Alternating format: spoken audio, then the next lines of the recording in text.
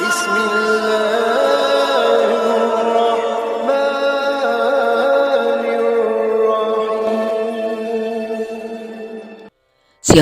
yang dapat menjamin seorang abid terbebas dari petaka neraka? Apakah ketika si abid sudah menunaikan sholat, puasa, syakat, haji, atau membaca Al-Quran secara rutin, maka dia akan terlepas dari pintu-pintu azab Allah Subhanahu wa Ta'ala.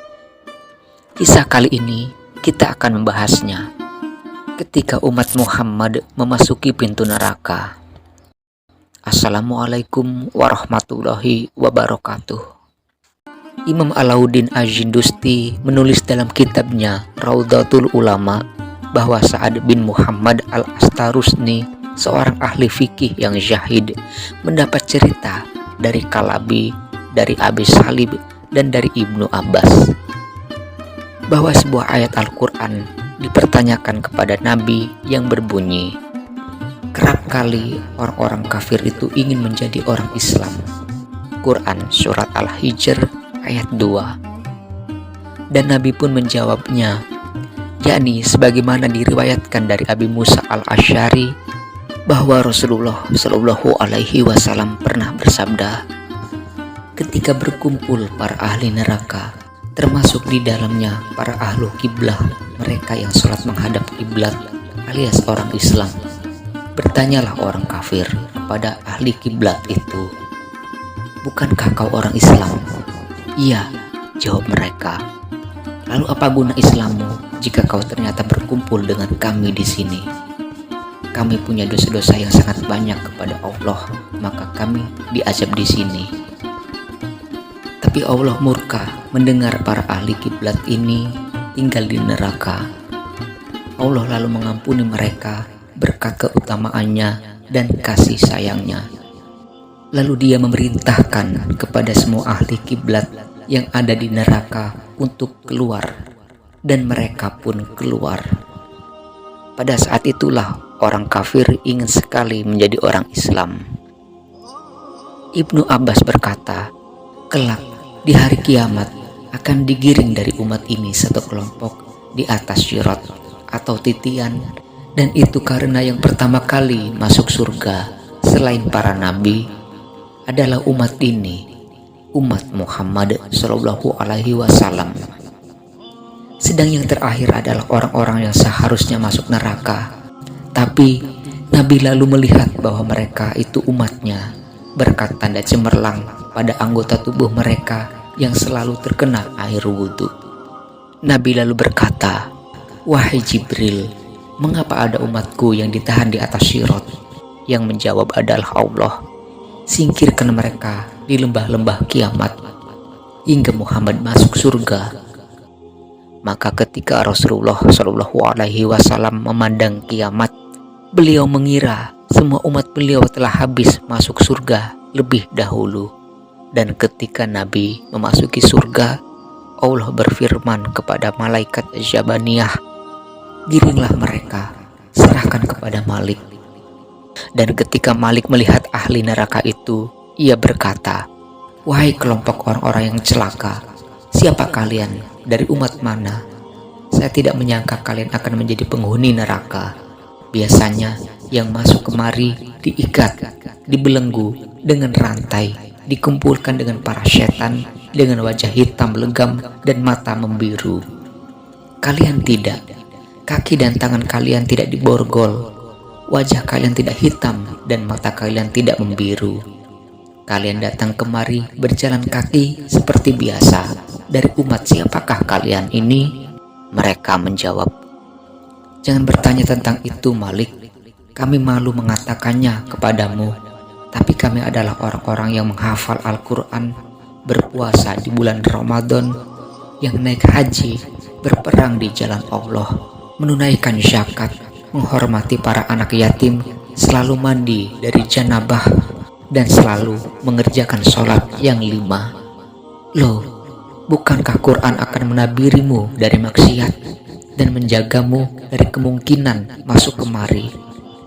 Wahai Malik, jangan mencemooh kami begitu, kami telah selamat dari cemooh Allah, kata mereka. Kemudian terdengar suara, "Hai Malik, masukkan mereka ke pintu teratas neraka." "Mendengarkah kalian suara itu?" Malik bertanya. "Ya," jawab mereka. "Tapi biarkan dulu kami sesaat meratapi diri." "Tidak mungkin," jawab Malik. Tiba-tiba bergema lagi suara, "Hai Malik, biarkan mereka menangis dan meratapi diri. Lalu kumpulkan mereka yang menghafal Al-Quran dalam kelompok sendiri, yang berhaji dalam kelompok sendiri, yang berjihad dalam kelompok sendiri, juga kaum wanita kau sendirikan."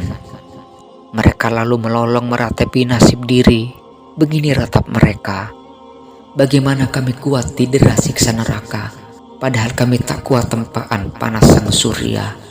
Bagaimana kami kuat mengenakan pakaian aspal yang panas, sedang yang kami pakai biasanya baju yang nyaman dan lembut. Bagaimana kami kuat memakan arang dan minum air yang mendidih, sedangkan kami biasanya makan makanan yang lezat dan minum minuman yang sejuk."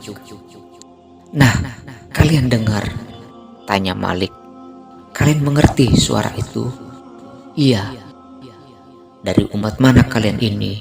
Malik bertanya. "Sungguh kami malu menyebutkannya," jawab mereka. Malik lalu menggiring mereka ke dalam neraka. Yang tua di jajaran paling depan, lalu menyusul yang muda, kemudian para wanita, hingga semua tiba di bibir jahanam. Malaikat yang garang dan keras pun muncul segera. Malaikat ini diciptakan Allah tanpa kalbu, tak merasa kasihan kepada siapapun. Ia menyiksa tanpa ampun, tanpa kompromi.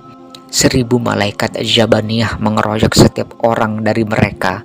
Mereka lalu dilemparkan ke dalam neraka. Ada yang dengan dipegang pergelangan kakinya atau lututnya, pinggangnya, dan ada pula yang dijerembabkan pada dadanya. Ketika api neraka akan menjilat mereka, terdengar suara gemuruh lagi dari arah arsy. "Hai Malik, urapkan api ke muka dan hati mereka. Orang-orang ini pernah ikrar kepadaku dengan lidah mereka, sudah mengenal aku dengan hati mereka, dan pernah sujud dalam hidup mereka dalam dunia." Mendengar suara begitu, serta mereka melolong, "Wahai Muhammad, wahai Abu Qasim, wahai Muhammad yang selalu berbuat baik kepada para janda dan anak yatim piatu, wahai orang yang paling mulia di hari kiamat, wahai pembebas bangsa-bangsa, wahai pembuka pintu surga, wahai penutup pintu-pintu neraka umat-umatnya, wahai penolong umat-umat, kami orang-orang lemah dari umatmu yang tak tahan lagi dengan siksa neraka. Selamatkanlah kami dari neraka, berikan kepada kami syafaat Tuhan." Lalu muncul seseorang yang meletakkan kedua tangannya pada kedua telinganya seperti hendak menyerukan azan dan berteriak, "Kami dari umat Muhammad." Mendengar pekikan itu, Malik segera berangkat ke surga dan menemui Muhammad. Nabi sendiri kala itu sedang menikmati kehidupan di surga. "Muhammad, Tuhan senang di sini, padahal umat Tuhan yang doif meminta pertolongan Tuhan. Berilah pertolongan. Mereka benar-benar lemah dan tak mampu lagi tinggal dalam neraka." Ketika mendengar berita yang dibawa Malik, Muhammad serta-merta meninggalkan kursinya dan mencari buruk untuk dikendarai. "Cepat buruk, cepat. Umatku yang lemah sudah tidak kuat lagi menahan siksa neraka," kata Nabi Muhammad. Buruk lalu meletakkan kaki depannya persis di mulut neraka jahanam. Benar, Nabi mendengar suara umat beliau dan pegikan rintih yang mengiringi siksa neraka. Nabi menangis mendengar kesemuanya. "Malik, keluarkanlah mereka dari neraka." Nabi Shallallahu Alaihi Wasallam meminta kepada Malik, "Saya tidak bisa melakukannya, ya Muhammad, kecuali ada perintah Allah." Muhammad lalu turun dari buruk dan menangkap kaki arsy. Kemudian ia bersujud. Ia mengadu kepada Allah, "Tuhanku, beginikah kiranya janjimu kepadaku untuk tidak menyiksa umatku di dalam neraka? Wahai Muhammad, mereka sudah melupakanmu waktu hidupnya, mereka meninggalkan syariatmu, maka aku juga melupakan syafaatmu kepada mereka. Sekarang berilah mereka syafaat. Jawab Allah. Nabi Muhammad lalu memberi syafaat dan Allah pun menyelamatkan mereka, mengeluarkan mereka dari neraka. Tinggallah orang-orang kafir di situ. Kala itulah orang-orang kafir pada merintih. Seandainya kami dulu mau menjadi muslim, tentunya kami juga dikeluarkan seperti mereka. Ibnu Abbas lalu mengutip ayat Al-Quran. Kerap kali orang-orang kafir itu ingin menjadi seorang muslim. Quran Surat Al-Hijr ayat 2. Berdasarkan kisah ini, ada dua hal yang layak kita cermati.